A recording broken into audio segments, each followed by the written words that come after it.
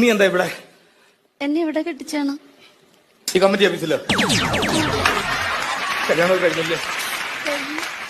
ഭർത്താവിന് എന്താ ജോലി? വർക്ക്ഷോപ്പിലാ. ചുമ്മാ ഒരു ഗ്രീസിന്റെ പണം. പക്ഷെ നീ ഒരു മേശിനെ കല്യാണം കഴിച്ചാൽ മതിയായിരുന്നു. അതെന്താ ചേട്ടാ?